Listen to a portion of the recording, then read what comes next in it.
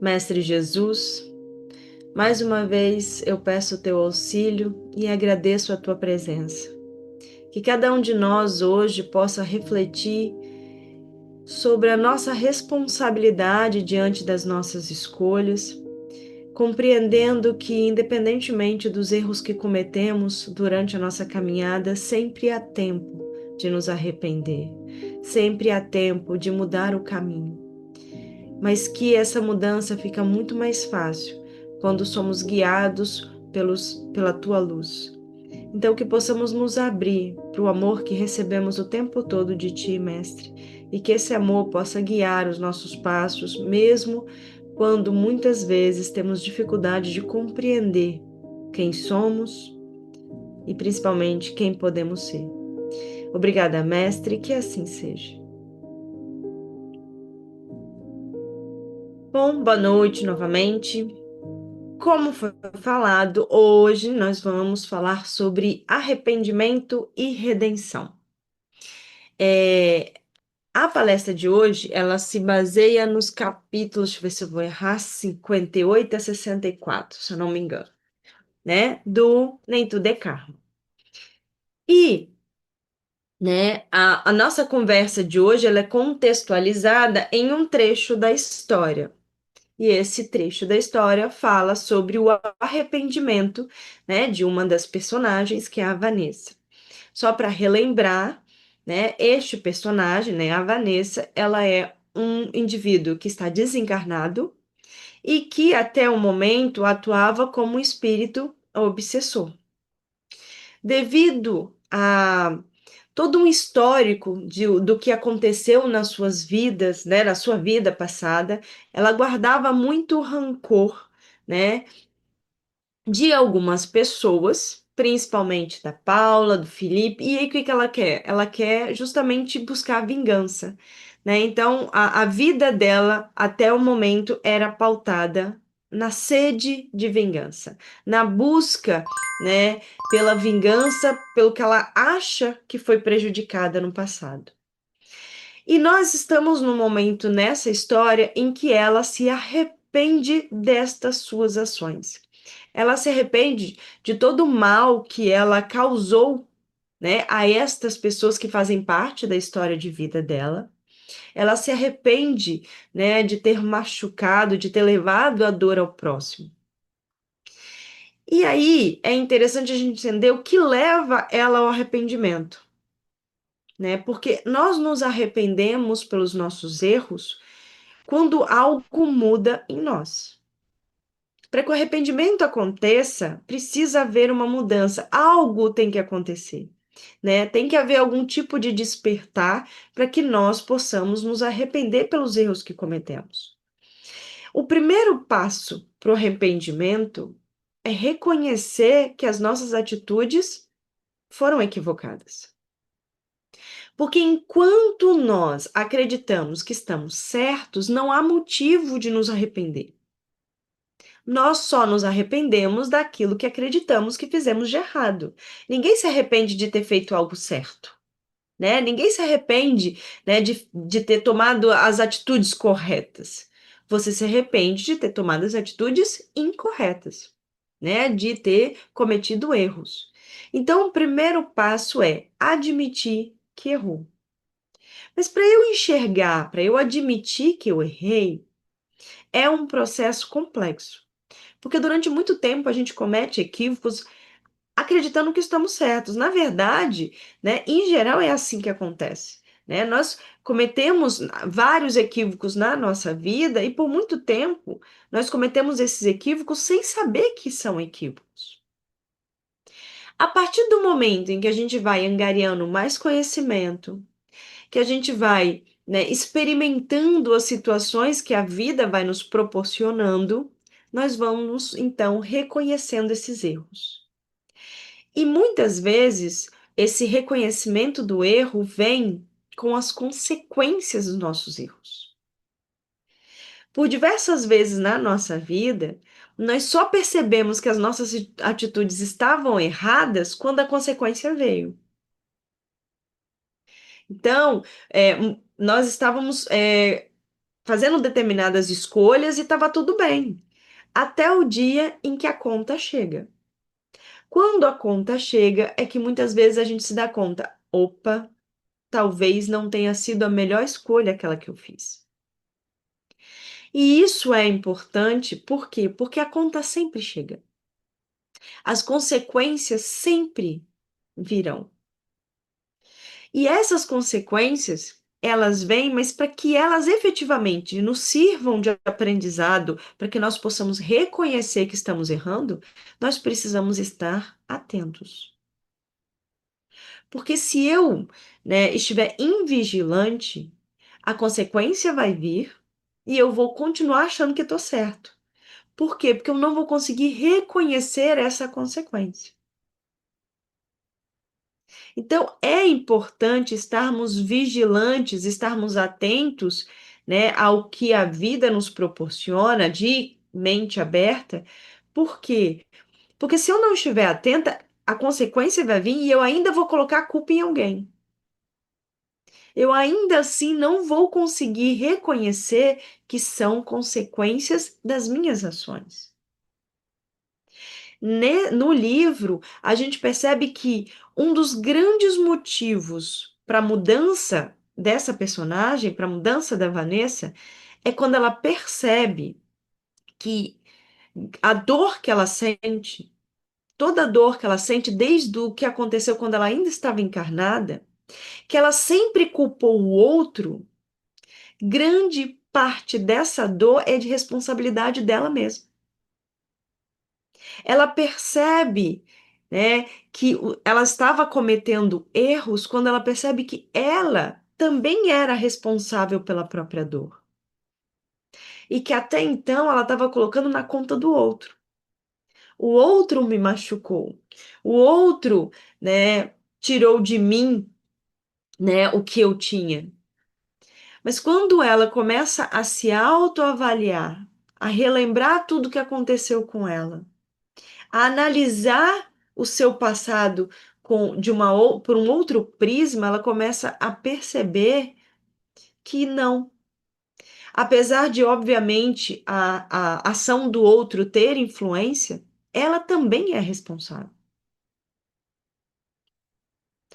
Nós, muitas vezes, culpamos o outro pela dor que nós sentimos, e não quer dizer, eu não estou dizendo que o outro não tenha responsabilidade sobre isso, porque muitas vezes tem.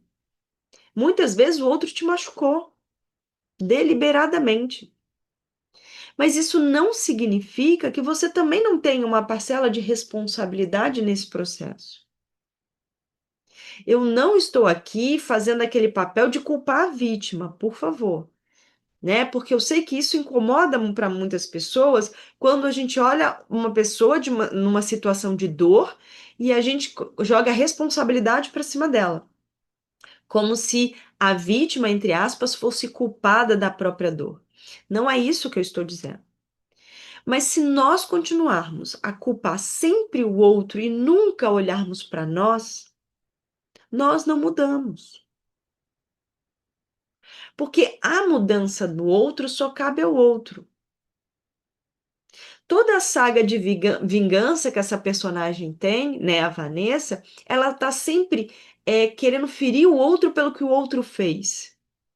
Mas de momento algum nesse processo, ela tem o poder de mudar o outro.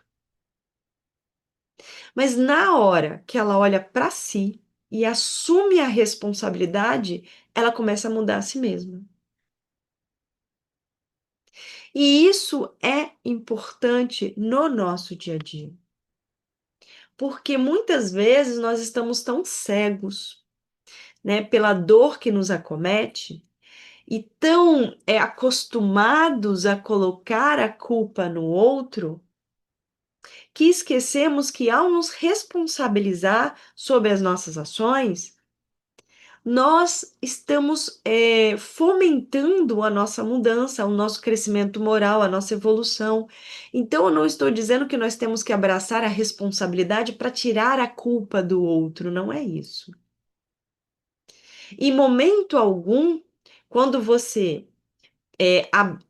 percebe e reconhece a responsabilidade que você tem sobre as suas ações, e em momento algum você tem que tirar a responsabilidade do outro, porque o outro, se ele é responsável, ele vai ter que arcar com as consequências disso.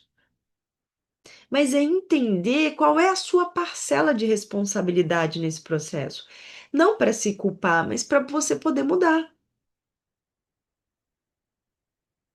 Então, nesse caso, né, específico desse personagem da Vanessa, quando ela percebe que grande parte da sua própria dor, tanto a dor do passado quanto a dor do presente, grande parcela da responsabilidade sobre tudo isso é dela, ela percebe que toda a sede de vingança que ela alimentava até o momento era desmedida,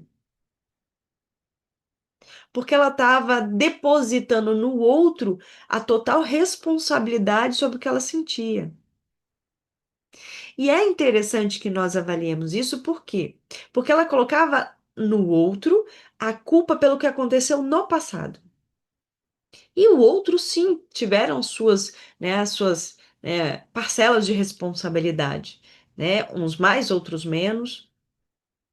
Mas a questão é, por culpar o outro, não só ela estava sendo injusta, né? Porque ela estava colocando a culpa total em cima do outro, como ela começou a cultivar determinados comportamentos que ampliaram a dor. Porque se a gente percebe, né, toda a história desse personagem, um espírito entregue, né, a essa necessidade da vingança. E esse espírito, ele não está numa situação confortável. Ele está tão cego né, com esse desejo da vingança que ele não percebe o quanto ele está se ferindo. E isso acontece com a gente também. Quando nós, né, dedicamos a nossa vida a culpar o outro e a querer que o outro pague pelo que ele fez a nós, de certa forma, também nos machucamos.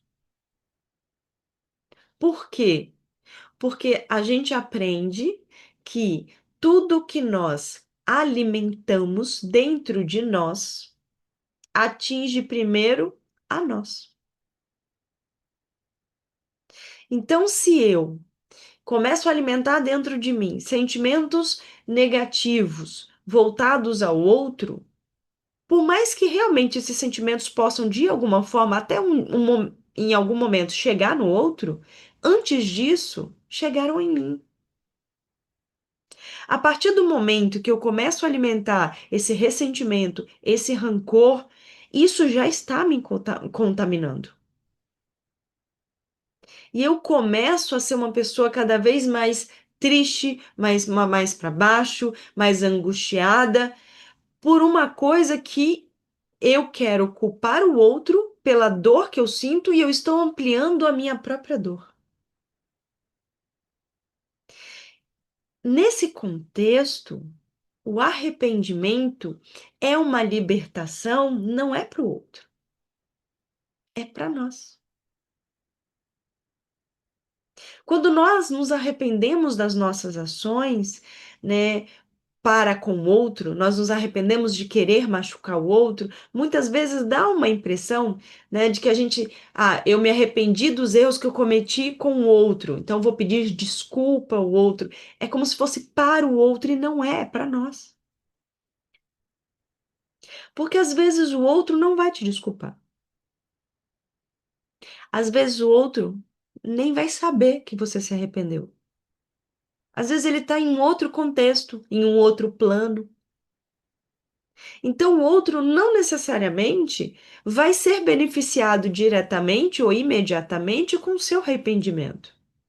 Mas, da mesma forma que as coisas negativas que eu alimento para com o outro, né, direcionadas para o outro, primeiro me atingem, o arrependimento também vai me atingir primeiro. O alívio vai vir primeiro em mim.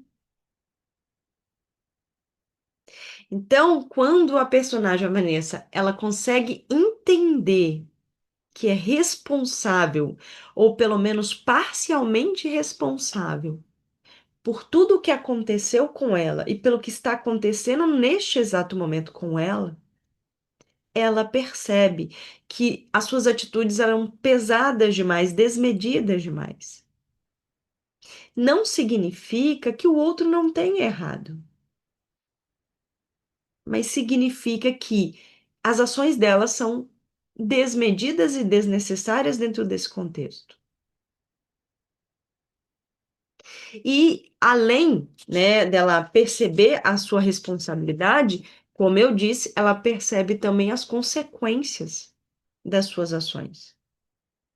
Não só para o outro, ela começa a perceber que as ações dela estão machucando o outro, estão levando o outro, né, por um caminho que é o mesmo que ela um dia tomou. Quando você percebe o peso das suas ações, o quanto você está equivocado nas suas ações, muitas vezes você começa a perceber que você se tornou aquilo que você mais odiava. Porque alguém te machucou e você começa a querer se vingar dessa pessoa. Machucando essa pessoa, você está se igualando a ela. E você se torna aquilo que você despreza. A dor que o outro te causou é tão grande que você fica cego para o fato de que você se tornou o outro. Porque agora você está querendo dar o troco. Quando o arrependimento vem, quando você faz essa autoavaliação, você percebe o quanto você também tem uma parcela de responsabilidade, você percebe o quanto as suas ações são desmedidas, o quanto as suas ações têm um peso, não só na vida do outro, mas na sua própria vida. Você começa a enxergar o mundo de uma outra forma. Só que aí nós precisamos tomar um pouco de cuidado. Por quê? O arrependimento, do mesmo jeito que ele liberta, ele também pode aprisionar. Por quê? Porque a gente tem um costume de erra, erra, erra, vai errando a vida inteira.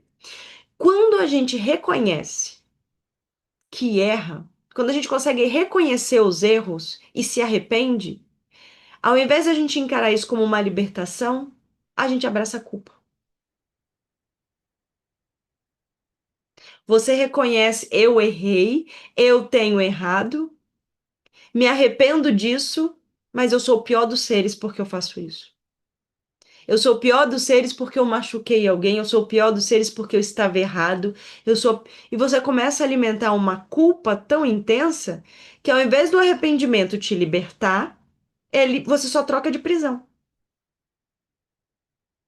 Porque agora a sua prisão não é a vingança que você, né, quer, que você alimenta. Não é a sua vingança para com o outro. Agora é a sua vingança para com você mesmo. Porque agora você não culpa mais o outro, você culpa a si. Você só trocou, né, o seu alvo. Então nós precisamos tomar muito cuidado com isso.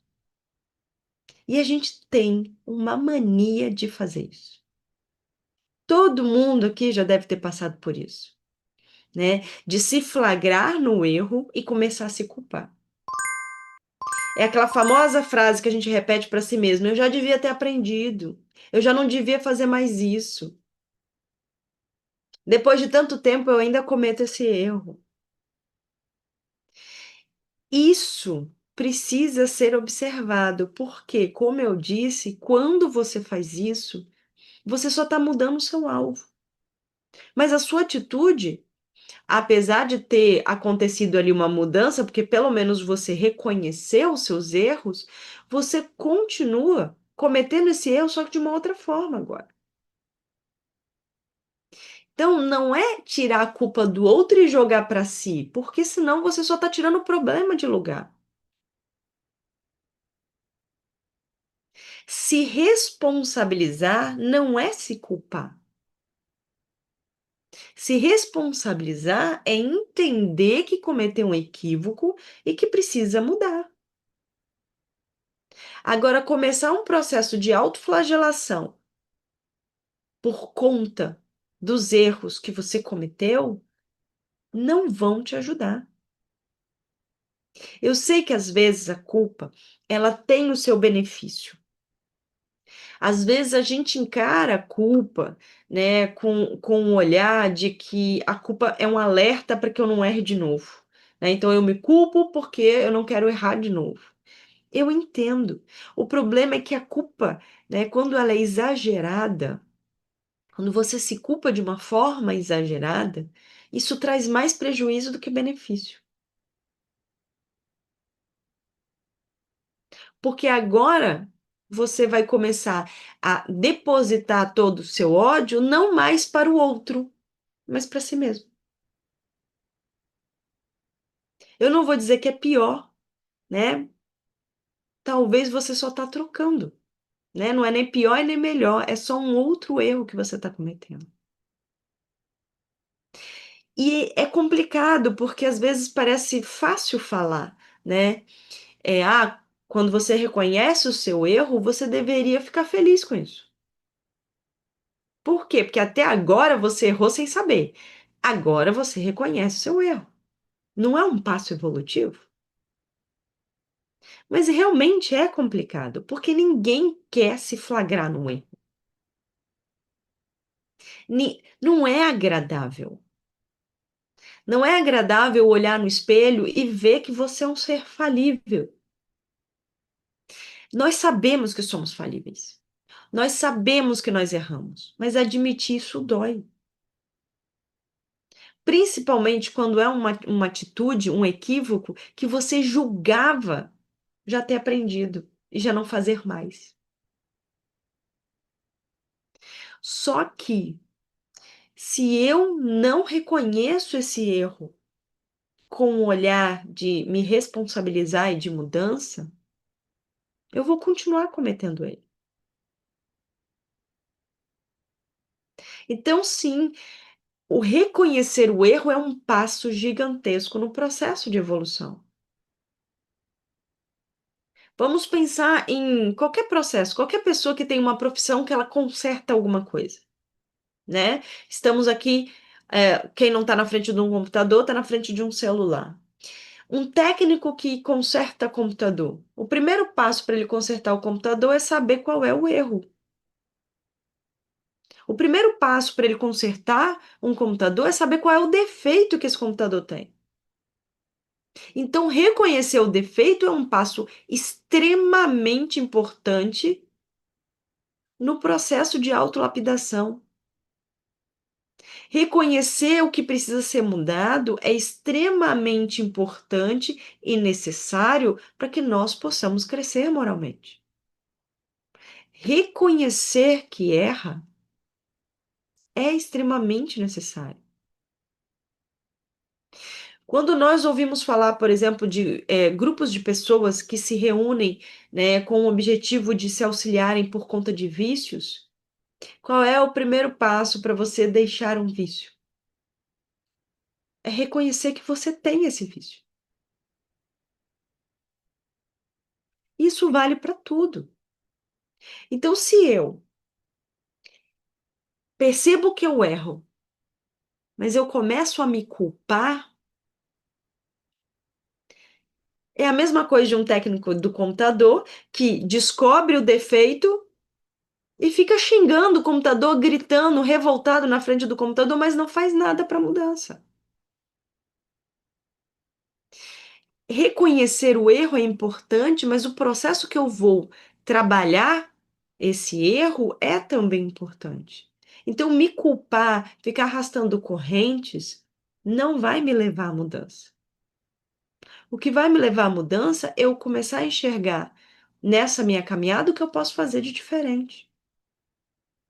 Que aí é a segunda parte da nossa palestra. Porque a palestra tem dois nomes, é arrependimento e redenção. Se arrepender é um passo, se redimir é outro. E não é simples passar de um passo para o outro. É por isso que a gente tem que valorizar o arrependimento, porque às vezes a gente vai demorar ainda para ir para a redenção. Tudo bem, mas valoriza o passo do arrependimento, porque sem ele não tem redenção. Então, quando você se arrepender de algo, se orgulhe disso. Se orgulhe do seu arrependimento, do fato de hoje você reconhecer que estava errado. Até porque, se hoje você tem a capacidade de reconhecer que estava errado, é porque você cresceu. É porque você evoluiu. Porque até então você errava sem perceber. Ou errava com orgulho, achando que era a melhor atitude que você podia tomar. Então, entenda esse arrependimento como um processo extremamente útil no seu processo de crescimento.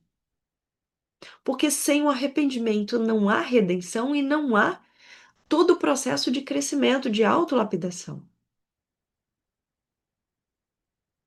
Uma outra mania que nós temos, além de nos culparmos excessivamente quando reconhecemos os nossos erros, é olhar para trás e enxergar todo o período em que a gente estava errando como tempo perdido. Todo mundo já deve ter pensado isso em algum momento. Nossa, olha o tempo que eu perdi. Tanto tempo errando. Tempo perdido. Não existe tempo perdido. Porque o que você hoje, o que cada um de nós somos hoje, é o somatório de todas as experiências que nós tivemos até o momento. Então, né, plagiando o nosso querido Joel, nós somos hoje a nossa obra-prima. Vamos melhorar ainda muito mais, esse quadro vai ficar muito mais belo, mas hoje somos o máximo da nossa evolução.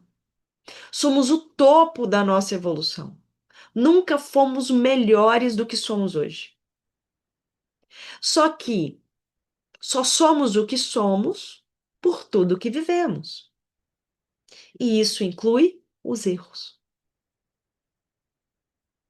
Não estou aqui, né, valorizando os erros ao ponto de dizer vamos errar porque os erros nos ajudam a crescer. Não é isso. Mas os erros que já aconteceram, a gente não tem como mudar. Então vamos reconhecer o valor que eles tiveram na nossa vida. Porque se hoje eu sou capaz de dizer que tudo, várias atitudes minhas do passado estavam equivocadas, é porque hoje eu aprendi isso. E provavelmente eu só aprendi porque eu errei, tive a consequência do meu erro e aprendi com essa consequência. Então não é tempo perdido, por quê? Porque hoje eu sou o que sou por conta desse tempo. Eu posso ter passado anos da minha vida dando um murro em ponta de faca, né? Batendo contra a parede. Isso foi o tempo perdido? Talvez um tempo pouco aproveitado. Poderia ter aproveitado melhor, mas perdido não foi. Porque eu cresci ao ponto de hoje perceber isso, de que talvez eu devia ter feito diferente. Temos, todo mundo aqui já deve ter se questionado, né? Se eu tivesse uma máquina do tempo, o que eu mudaria no passado? Só que se a gente for raciocinar direitinho, se a gente mudasse algo no passado, nós deixaríamos de ser quem somos. E possivelmente, aquilo que a gente mudaria, porque provavelmente sempre que a gente pensa nisso, né, o que eu mudaria no passado, a gente sempre pensa num grande erro que a gente cometeu. Aí eu mudaria isso, que foi o momento que eu cometi o meu maior erro. Só que se você vai lá atrás e apaga aquele momento, você está permitindo que esse momento se repita agora. Por quê? Se você não aprendeu lá, você vai aprender agora. Então, provavelmente você vai cometer esse erro de novo. Não dá para mudar o passado. E mesmo que desse, não valeria a pena. Porque todo o tempo que nós experienciamos, tudo que a gente experimentou, A dor que a gente experimentou, as alegrias que a gente experimentou, tudo geraram quem nós somos hoje. E tudo que nós estamos vivendo hoje vai contribuir para quem eu vou ser amanhã. Então eu tenho sim que valorizar o passado, aprender com o passado, mas estar alerta ao meu presente. Porque, como eu disse, né, todos os equívocos que eu cometi me ajudaram a moldar quem eu sou hoje. Mas não significa que eu só cresço pelo erro. Obviamente, devido ao patamar evolutivo em que nós estamos, a dor, né, o erro, as consequências dos nossos erros, a dor, elas são ótimas professoras. A dor nos permite crescer muito. Então, sim, nós crescemos muito pela dor, nós crescemos muito em virtude das consequências das nossas ações equivocadas. Não há como negar isso. Mas precisamos parar de repetir para nós mesmos que essa é a única forma de crescer. Porque enquanto nós continuarmos a repetir isso para nós mesmos, nós estaremos buscando a dor. Você está num planeta escola, um planeta em que o principal objetivo é crescer. Então, isso significa que você está buscando o crescimento. Se você se convenceu que o único caminho para o crescimento é a dor, o que que você está pedindo para a vida? Imagina toda a espiritualidade que te assiste e que faz de tudo para você crescer. Busca as melhores ferramentas para você crescer. Se você está repetindo para si mesmo e se você está convencido que a única forma que você tem para aprender é pela dor, então é isso que a vida vai te dar. Não porque a vida seja injusta, mas porque ela vai te dar a ferramenta que você está precisando. Se você só consegue aprender pela dor, então vamos pela dor. Então, se a gente não quer a dor, o primeiro passo é pararmos de repetir para nós mesmos que essa é a única forma de crescer. E estarmos atentos às outras formas. Que outras formas são essas? O exemplo do outro, o conselho do outro, o direcionamento que nós recebemos, né, por diversos irmãos mais esclarecidos que vieram à matéria. A gente tem como referência, né, Jesus, mas ele não foi o único, foi o principal, mas não foi o único. Esses vários direcionamentos, os ensinamentos cristãos que ele trouxe, são extremamente importantes para o nosso crescimento. A gente não precisa ir pela dor, a gente pode ir pelo conselho, pelo exemplo. Não que seja fácil, não que seja simples, não que isso vai me eximir da dor, porque a dor ainda vai fazer parte, mas pelo menos eu vou estar dando à vida outras possibilidades. Eu vou estar possibilitando na minha caminhada outros caminhos para eu crescer. Se eu estou vendo que tem um buraco ali na minha frente e eu estou vendo todo mundo cair nesse buraco, por que que eu tenho que cair para aprender que esse não é o melhor caminho? Ah, mas a gente só aprende pela dor. Não, a gente pode simplesmente ver que está todo mundo caindo e pegar outro caminho. Ir, seguir em frente e cair no buraco vai te trazer aprendizado? Vai. Vai ser extremamente útil para sua vida? Vai. Você vai crescer muito com isso? Vai. Mas podia crescer de outro jeito. Mas é uma escolha. E tá tudo bem se a gente continuar escolhendo isso. Só não podemos reclamar que não existiam outras possibilidades, outras alternativas, porque existem. Nós temos, nessa jornada de crescimento, a gente recebeu mapa, GPS, guia, e a gente continua ainda vagando, muitas vezes achando que estamos perdidos e caindo em buracos. Porque não queremos e não estamos atentos, né, aos direcionamentos que nós recebemos, ao direcionamento que o nosso guia nos dá. Quando, né, nós reconhecemos tudo isso, o fato de que nós não precisamos aprender apenas pela dor, o fato de que nós crescemos à medida em que nos responsabilizamos pelos erros que cometemos e buscamos melhores caminhos, tudo vai ficando mais simples. Só que todo esse processo complexo começa em reconhecer. Reconhecer quem você está, reconhecer os erros que você ainda comete. É o famoso autoconhecimento. Para você se arrepender dos erros que você comete, você tem que se conhecer. Nós somos mestres em apontar o erro do outro. Conseguimos reconhecer o erro do outro a quilômetros de distância. Mas temos uma dificuldade muito grande em admitirmos para nós mesmos os erros que nós cometemos e nos arrepender desses erros. E quando finalmente a gente consegue, a gente se culpa. A gente começa a alimentar uma culpa excessiva, começa a achar que todo o tempo, até o momento, foi um tempo perdido,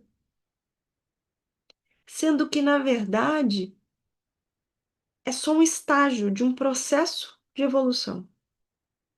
Errei, reconheci, me arrependi, vamos mudar. Eu sei que parece simples falar, é muito mais difícil colocar em prática. Mas enquanto nós não começarmos a, quase que em um mantra, nós repetirmos para nós mesmos, a gente consegue, a gente vai continuar sempre seguindo esse caminho. Então, é difícil, é complicado, é trabalhoso. Podemos usar o nome que couber para cada um.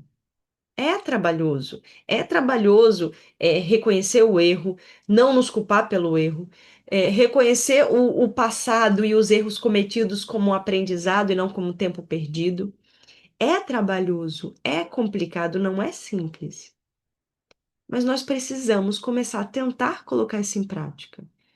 Ao nos arrependermos de um erro, respirarmos fundo e quando a culpa vier, falar assim, eu não preciso me culpar, porque a culpa só vai me estagnar. Nós estamos falando, né, de uma história, né, que está no livro, né, Nem Tudo é Karma, que é a história da Vanessa. Ela está na zona de refazimento, ela é um espírito obsessor, porque de todas as dores que ela vivenciou, ela culpava o outro e buscava a vingança. Então, a culpa, né, direcionada ao outro, talvez tenha sido é, o, o critério, a questão principal para ela se prender e se manter numa zona de refazimento, se manter no umbral. Só que uma outra coisa que também mantém vários espíritos no umbral é a culpa que ele alimenta contra si mesmo. Então, culpar o outro ou culpar a si, é algo que ainda fazemos, que pode até ter a sua utilidade, mas que já é desnecessário. A culpa é útil, se culpar o outro tem a sua utilidade dentro de um processo de crescimento. Mas é o famoso escândalo necessário. É útil porque ajuda a crescer, mas vai cobrar um preço. Então, quando você culpa o outro, não podemos negar que isso tem uma utilidade, porque muitas vezes, quando você culpa o outro, você chama o outro à responsabilidade. Você faz o outro entender que ele errou. Tem utilidade. Quando você culpa a si, você também chama a si a responsabilidade, você consegue reconhecer que errou. Também é importante ter a sua utilidade. Agora, alimentar demasiadamente essa culpa, seja para o outro ou para você, aí você já começa na balança entre benefício e prejuízo, o prejuízo começa a pesar. Então, se arrepender é reconhecer. Reconhecer que errou. E a partir daí, começar a traçar um caminho diferente. Mas também precisamos entender que se arrepender é parte do processo, mas não é o processo inteiro. Porque às vezes eu errei, me arrependi. E aí eu acho que o ato de eu me arrepender já resolveu tudo. Então o outro agora vai me perdoar. Não necessariamente. Eu me arrepender pelo erro que eu cometi não significa que eu vou ser perdoado pelo outro, nem mesmo por mim mesmo. Mas é um passo. O arrependimento é um passo em busca do perdão, do auto perdão e do perdão do outro. Mas é um passo. E é importante que a gente entenda isso porque a gente tem um problema sério com o perdão. Porque o perdão é algo tão complexo, tão amplo, tão grandioso, e a gente se cobra. Nós temos que perdoar. Como Jesus disse que nós tínhamos que perdoar 70 vezes 7, a gente tem essa cobrança. Eu tenho que perdoar. Eu tenho que me perdoar. A gente não tem nada, ok? O perdão é um processo. Nenhum de nós hoje tem o discernimento para perdoar de verdade. Hoje nós conseguimos cumprir metas para alcançar o perdão. Então, eu consigo me arrepender, é um passo. O arrependimento é um passo para o perdão, para o auto-perdão e para receber o perdão do outro, mas é só um passo. Para eu alcançar o perdão, aí já tem uma outra caminhada. Por quê? Quando você se perdoa, não é se arrepender. Se arrepender é reconhecer que errou. Se perdoar é algo muito mais complexo. Se perdoar é entender que você é um ser falível e que tá tudo bem errar. Você vai seguir em frente e lá na frente você vai entender, vai aprender e as coisas vão mudar. É ver a vida com mais leveza, é ver os seus próprios equívocos com mais leveza. E nós não estamos nesse estágio evolutivo. Então, o se arrepender é um processo maravilhoso. E vamos ficar felizes quando a gente se arrepende. Mas se você não consegue se perdoar ainda, tá tudo bem. Você se arrependeu, já deu um passo. Agora vamos seguir em frente para se perdoar. Porque é complicado você se perdoar. De vez em quando vai vir essa dor. E você vai continuar, você vai relembrar isso, isso vai doer. E tá tudo bem. Quando você se perdoar de verdade, não vai doer mais. Mas para que isso aconteça lá na frente, você precisa hoje seguir passo a passo para alcançar isso. Nós estamos no arrependimento e agora a gente vai para a redenção. Como se redimir? Como que a gente pode se redimir pelos nossos erros? Porque não tem como mudar o passado, né? Se você bate no rosto de alguém, se dá um tapa no rosto de alguém e você se arrepende, não tem como você desdar esse tapa. Então não tem como você voltar no passado e desfazer o seu erro. Se você machucou alguém, você machucou alguém. E não tem como deixar de, né, deixar de ter machucado esse indivíduo. O que você pode fazer não está no passado, está no presente. E é isso que a gente precisa entender. A redenção não é mudar o passado. A redenção é mudar a atitude do presente. É você começar a mudar as suas atitudes no hoje. Tentando consertar o que você fez, talvez não consertar, mas pelo menos minimizar as consequências das suas atitudes. Minimizar a amplitude daquilo que você causou.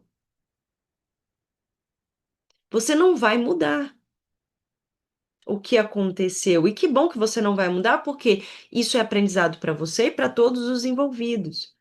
Mas a partir do momento que você busca a redenção mudando de comportamento, você começa, a partir de hoje, a fazer diferente. Necessariamente aquela pessoa que você machucou vai reconhecer isso e vai te perdoar? Não, talvez não. Mas a redenção não é para com o outro, a redenção é para com você. Quando a gente fala de se redimir, não é se redimir diante ao outro, é se redimir diante a você mesmo. Então, às vezes, a gente comete um erro com uma pessoa e a gente acredita que a redenção é eu me redimir para essa pessoa, mas às vezes essa pessoa já está fora do meu alcance. Ela está em outro plano, ela está longe, ela não quer me ver nem pintada de ouro, mas eu ainda posso me redimir, mudando a minha atitude para com as outras pessoas. Então, se eu fui uma pessoa extremamente arrogante, eu fui uma pessoa extremamente grossa com alguém e me arrependi, talvez eu não consiga ir lá pedir desculpa para essa pessoa. Talvez eu não consiga mudar de atitude para com essa pessoa, porque às vezes essa pessoa não está mais ali do meu lado. Mas eu consigo mudar de atitude com as outras pessoas que convivem comigo. Eu posso deixar de ser grossa com as outras pessoas que convivem comigo. Eu posso passar a ser gentil com as outras pessoas que estão ao meu lado. Me redimir é me redimir para comigo mesmo. É conseguir pegar o meu erro, o meu arrependimento e transformar isso em um processo de mudança. Isso é redenção. Óbvio que se eu conseguir o perdão do outro, vai ser muito bom. Se eu conseguir, né, que o outro me perdoe, que o outro entenda que eu cometi um erro e que eu me arrependi, isso vai ser muito bom. Se eu conseguir me redimir diante ao outro, isso vai ser muito bom. Mas não é não é essa a prioridade. A prioridade da redenção é para com você. A redenção que você tem que buscar é para com a sua vida, o seu compromisso principal é com você. Consequentemente, isso vai atingir todos que estão à sua volta. Quando você muda, você atinge a todos que estão ao seu redor. A mudança individual faz parte de uma mudança coletiva. E é muito importante isso dentro do contexto do livro, porque quando, na história do livro, a Vanessa se arrepende, primeiro ela passa por estágios. É bem rápido, né, dentro desses capítulos, esses estágios, mas dá para reconhecer. Ela passa pelo primeiro estágio de se culpar, de achar que é o pior dos seres. Ela passa pelo segundo estágio achando que todo o tempo que ela ficou buscando a vingança foi um tempo perdido. E ela chega no momento da redenção. E qual é o momento da redenção? Quando ela se dispõe a tentar ajudar. E o interessante é o susto que ela leva quando ela percebe que ela pode. Quando a espiritualidade mais esclarecida pede ajuda a ela e fala: Você se arrependeu? Você percebe que errou? Então vem ajudar a consertar? Por que o susto? Porque não foi, ela não saiu daquele momento e passou anos estudando, crescendo. Não, foi quase que imediato. Óbvio, a mudança dela não foi imediata, foi todo um processo gradual. Ela já vinha mudando há bastante tempo, ela já vinha se incomodando com as suas atitudes há bastante tempo. Mas quando ela percebe que ela, um ser imperfeito, que estava até bem pouco tempo atrás, num passado bem recente, levando a dor ao outro, ela é convidada a levar o alívio, ela se assusta porque ela não sabia que era capaz disso. E isso é um grande ensinamento para nós, por quê?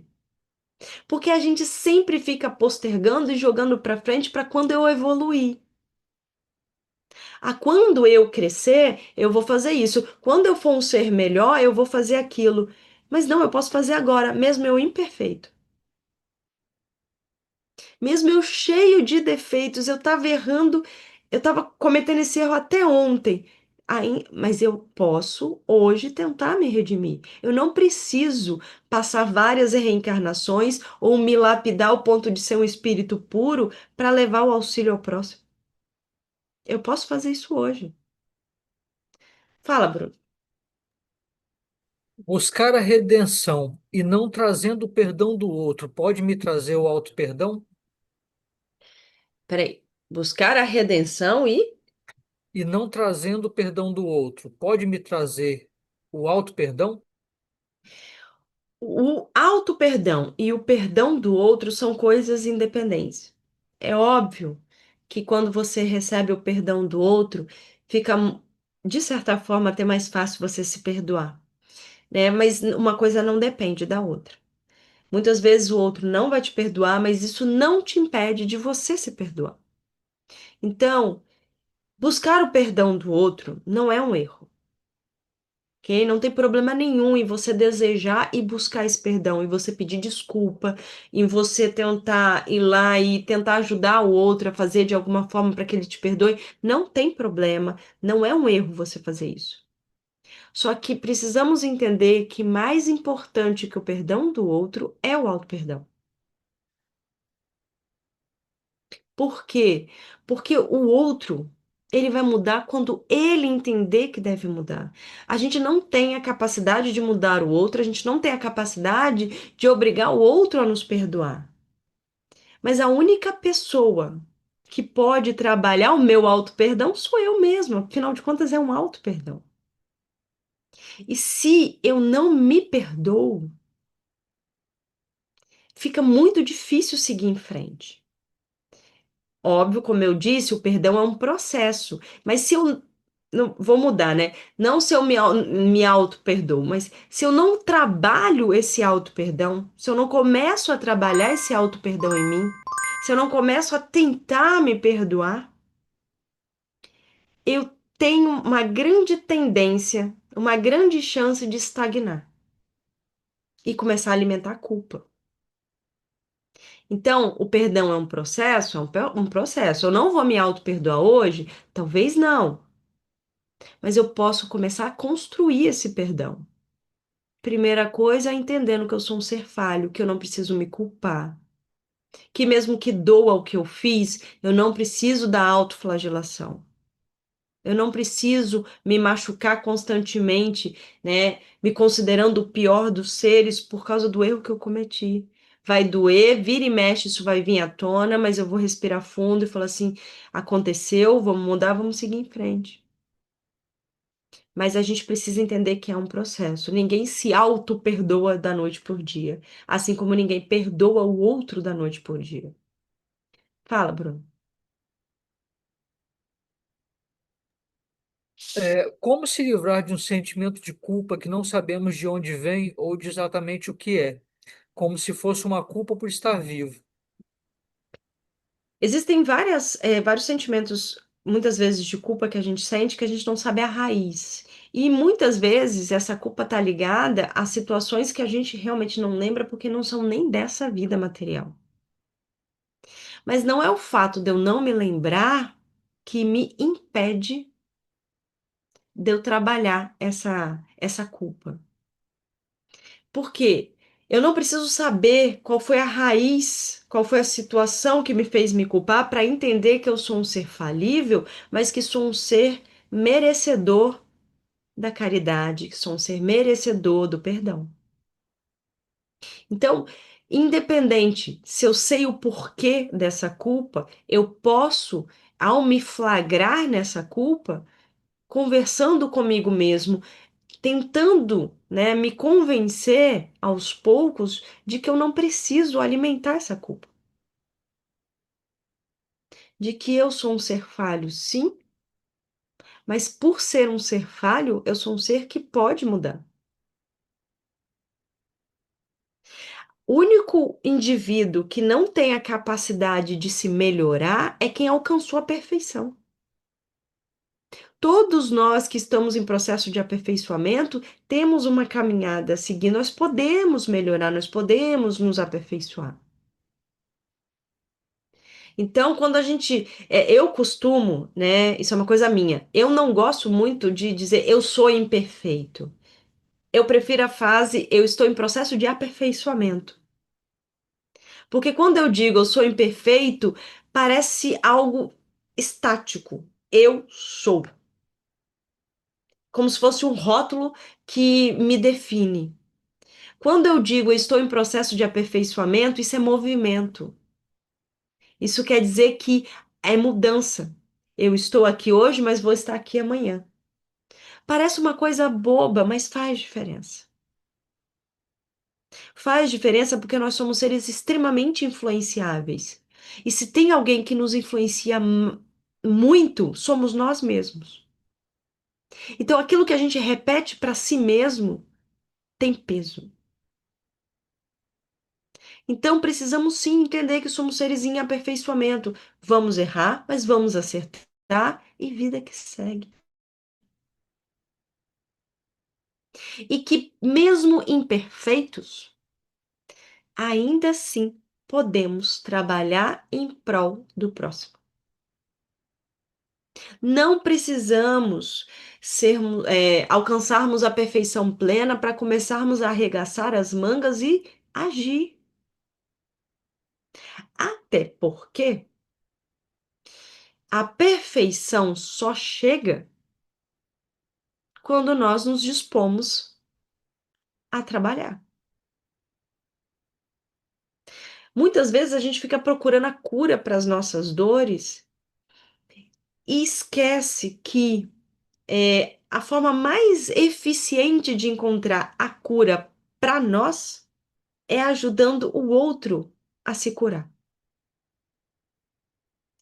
Existe uma frase da Joana de Ângeles que eu acho ela muito pesada, apesar de eu achar ela extremamente verdadeira. Eu acho ela pesada porque dependendo de como você ouve, né, ela chega a pesar os ombros, mas ela é muito verdadeira. Que ela diz o seguinte: quem enxuga lágrimas não tem tempo de chorar. Então, à medida em que você se dispõe a auxiliar o próximo, você está trabalhando as suas questões, você está se aperfeiçoando e está encontrando a sua própria cura.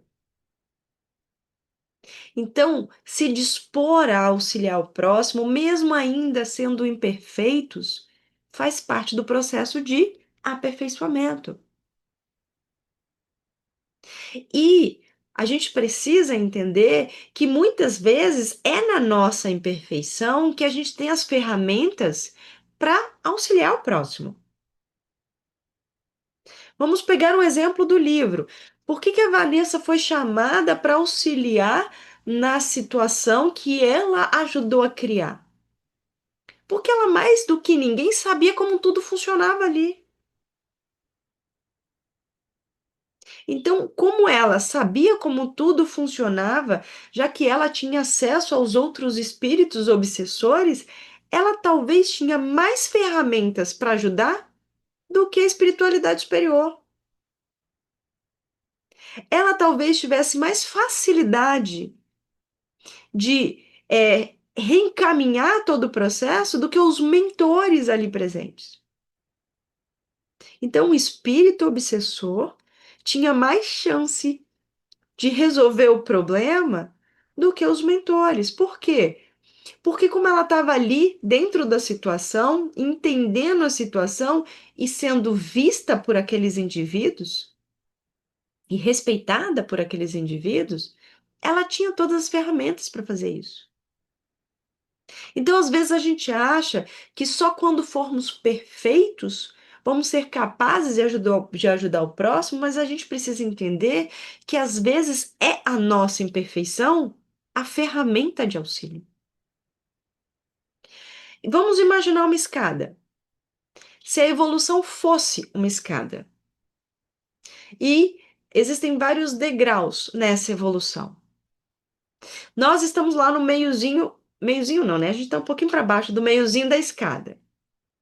Os seres perfeitos estão lá no topo.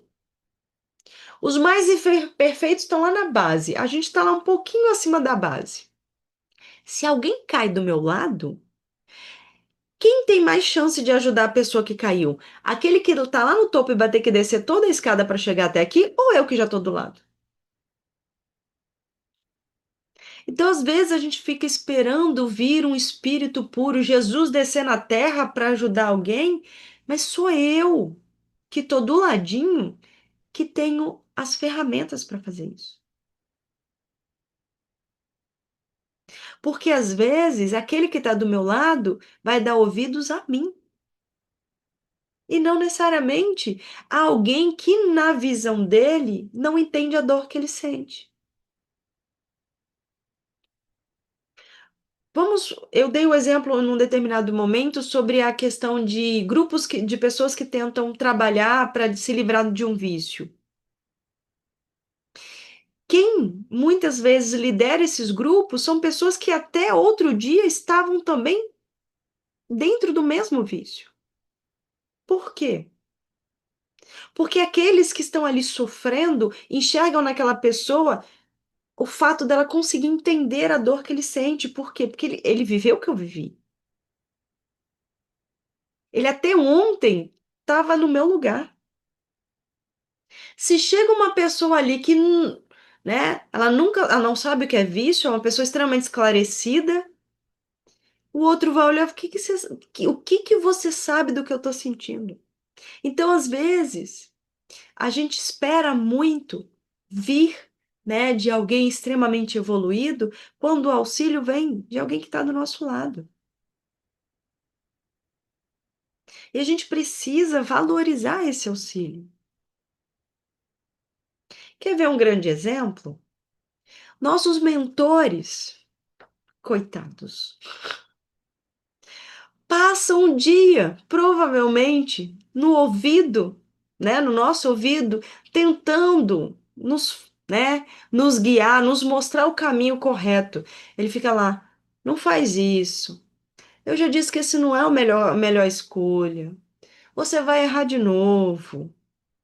Ele está ali querendo nos alertar.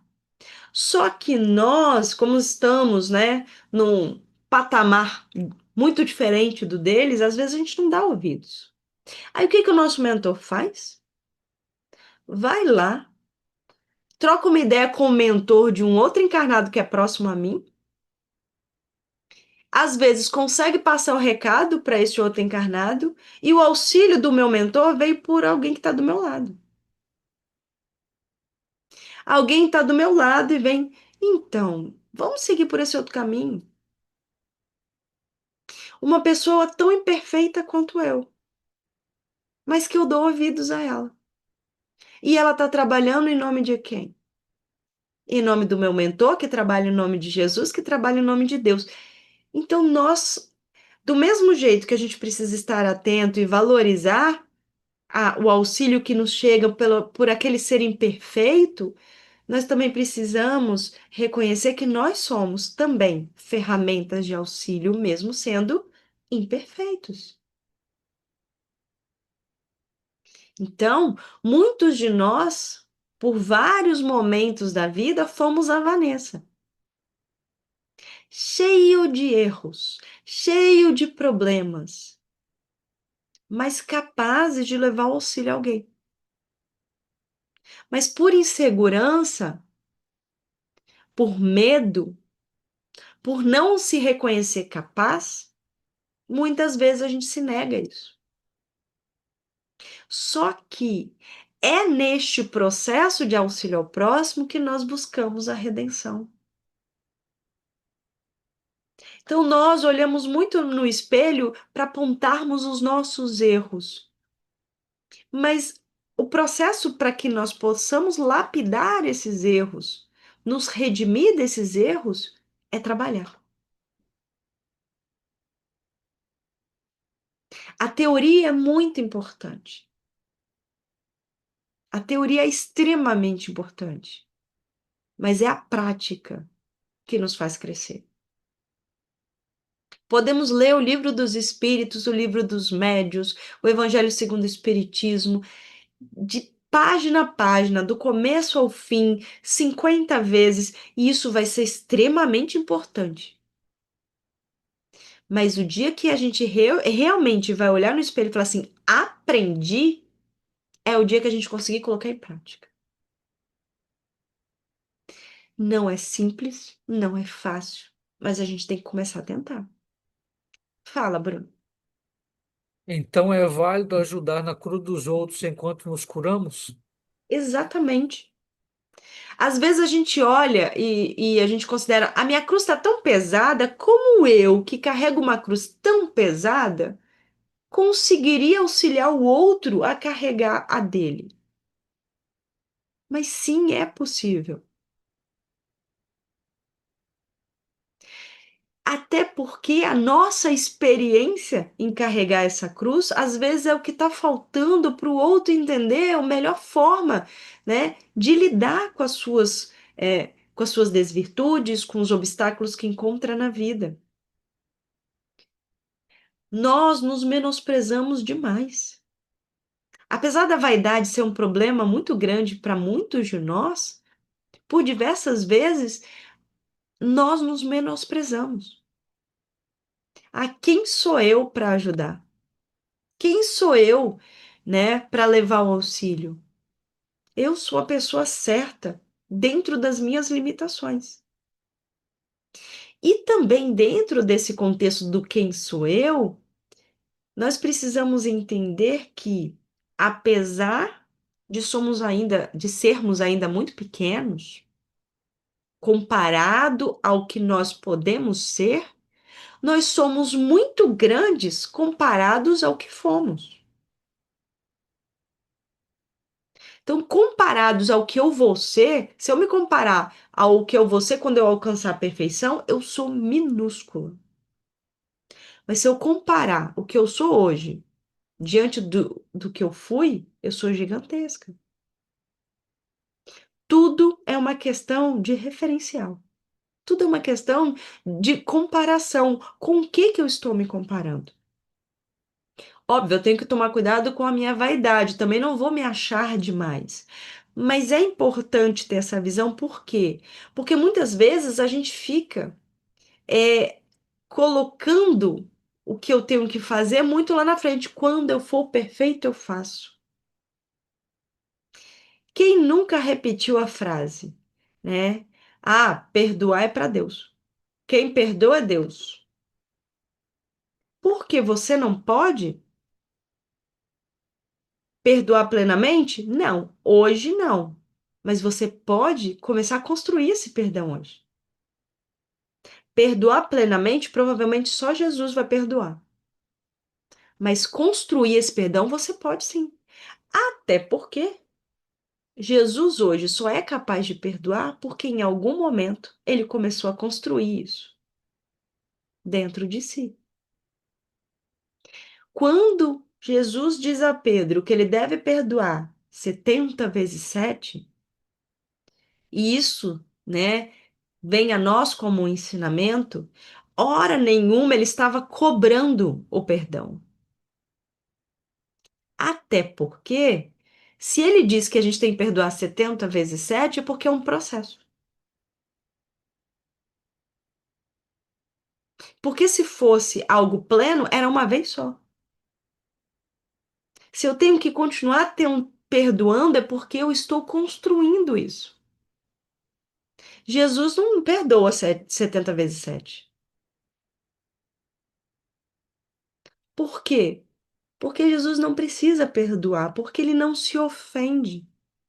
Nós precisamos trabalhar esse perdão porque nós ainda somos seres falíveis que nos ofendemos. Deus não precisa nos perdoar, porque ele entende o nosso tamanho. Nós precisamos trabalhar esse perdão, mas entendendo que o perdão é um processo gradual e longo. Diga,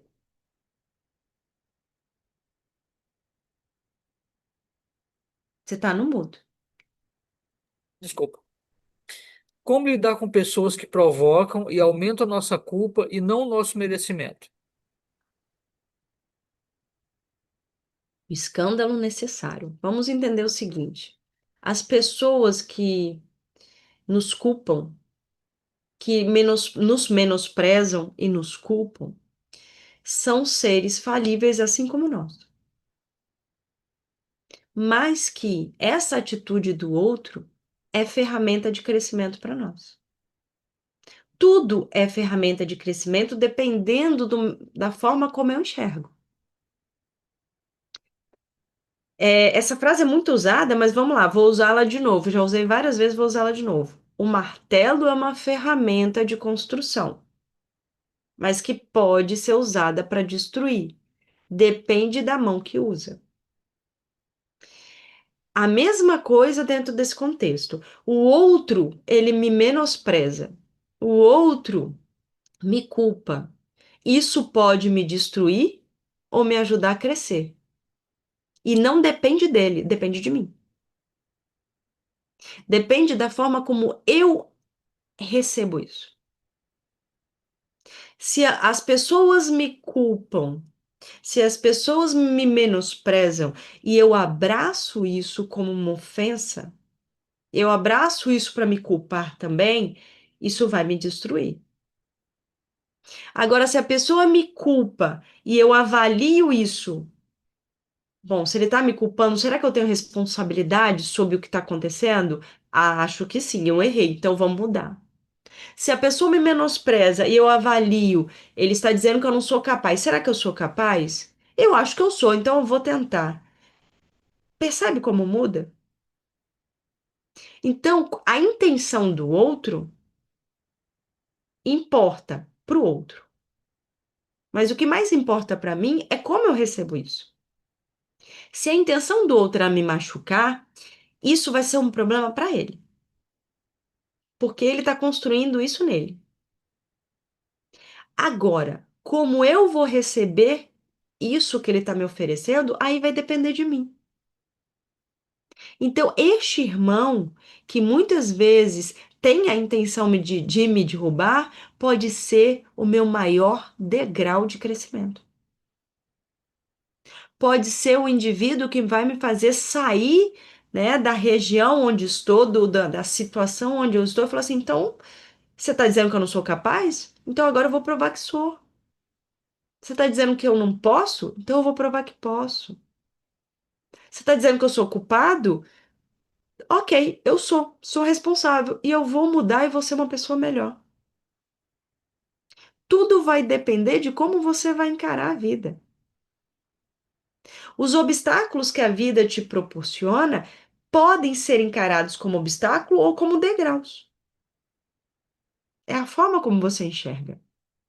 As pedras que estão no seu caminho podem te fazer tropeçar, ou você pode usar essas pedras para fazer um calçamento e fazer a sua estrada, né, ficar mais fácil de ser caminhada, de você caminhar. Tudo vai depender de como você encara a vida. Então, quando a gente vê, né, essa analogia do martelo, e a gente sempre pensa na mão de quem, né, está o martelo, mas precisamos entender que não é só naquele que age, é aquele que recebe também. Então, a intenção do outro importa? Importa. Mas a sua intenção, quando você recebe o que o outro te traz, também faz toda a diferença. Fala, Bruno. Essa perfeição que você está dizendo que alcançaremos é a perfeição plena? Perfeito não seria somente Deus? A perfeição dentro das nossas possibilidades. O ser humano, ele vai alcançar a perfeição que cabe ao humano. Perfeição essa que nunca será a mesma de Deus.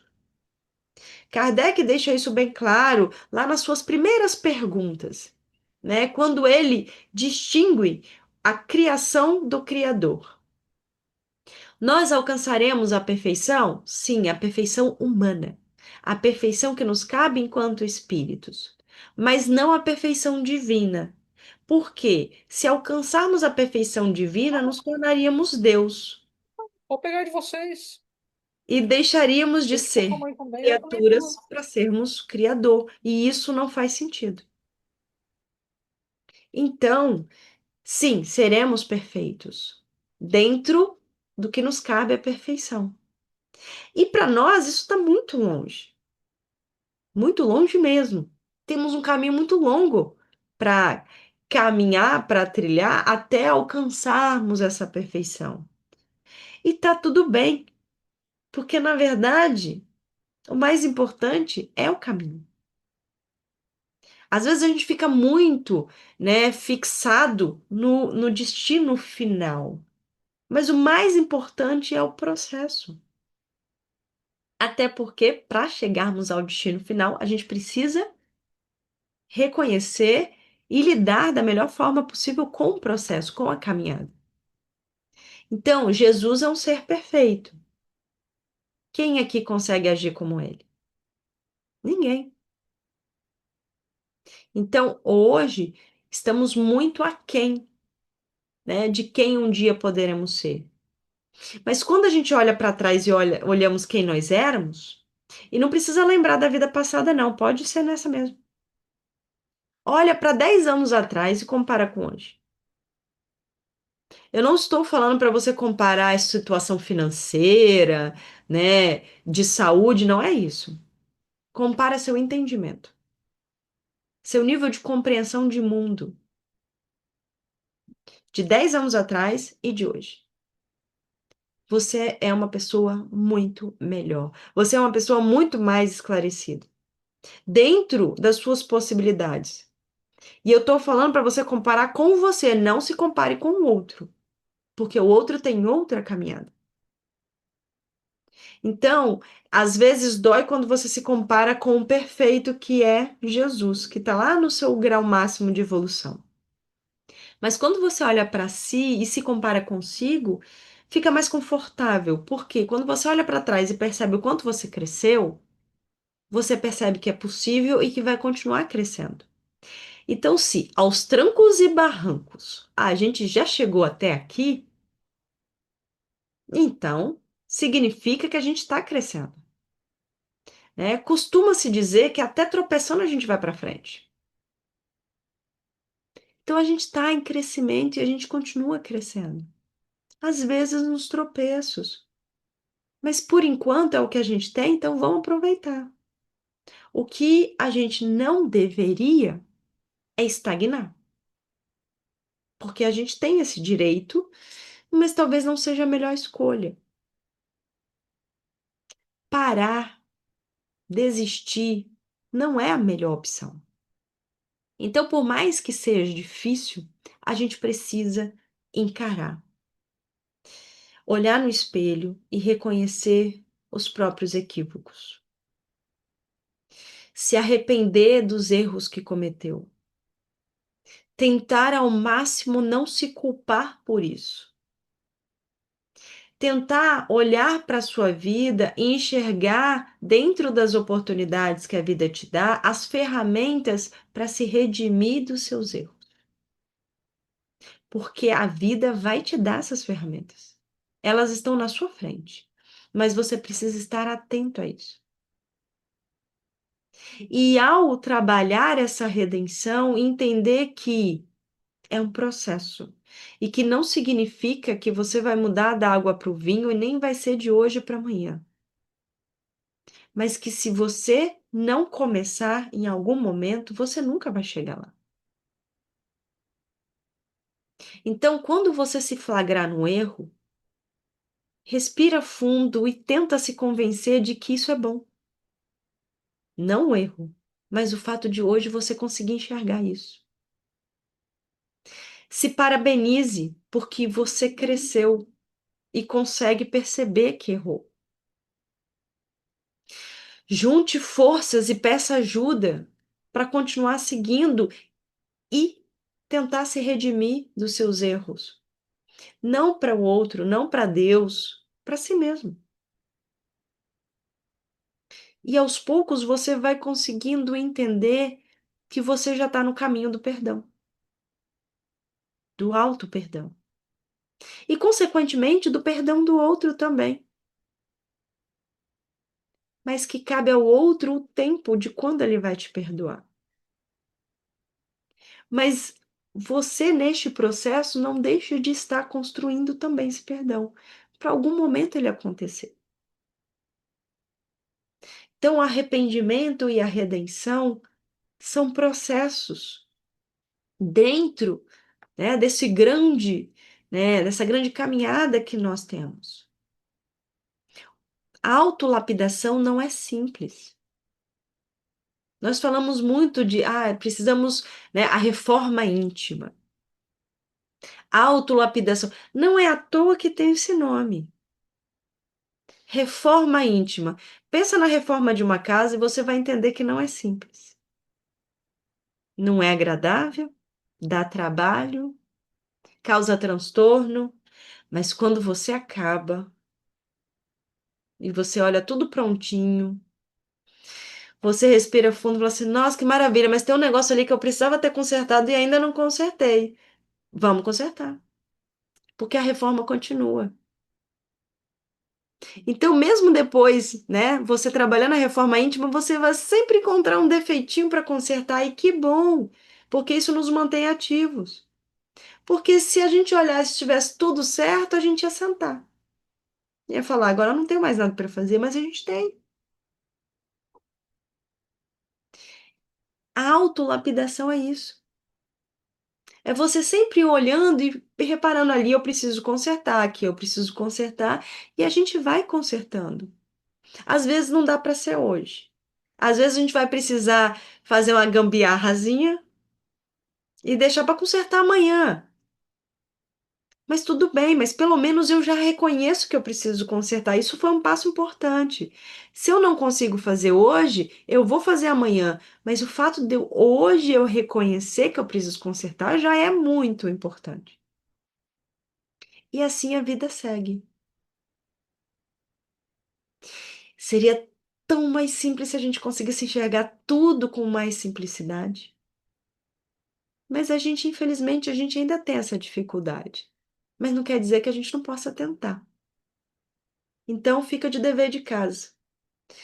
Que nós possamos, ao nos flagrar no erro, ao nos flagrar, né, no equívoco, que nós tentemos enxergar a situação com mais simplicidade. Que nós tentemos enxergar a situação com mais caridade. Porque é isso que a gente precisa. A gente fala muito de caridade para com o próximo e esquece que a gente também precisa. Tudo bem? Apoio, moderador? Acabou as perguntas? Sim, Então, finalizo por aqui. Estamos esperando cenas dos próximos capítulos, né? Vamos continuar lendo o livro, relendo, porque acredito que todos estão lendo pela segunda, terceira vez. E que a gente possa tirar aprendizado de toda a situação, não só dos capítulos do livro, mas de toda a conversa, de toda a vivência, de toda a experiência. Agradeço a todos que participaram. Vou fazer a nossa oração para a gente encerrar. Mestre Jesus, muito, muito, muito obrigada. Apesar dos equívocos, apesar dos tropeços, a gente continua caminhando. Cheio de cicatrizes, de dores, mas ainda assim continuamos caminhando. Porque sabemos que essa caminhada ela vale a pena. Porque sabemos que lá no fim, quando a gente chegar na chegada após essa jornada e a gente olhar para trás, a gente vai conseguir valorizar e reconhecer o quanto foi importante não desistir.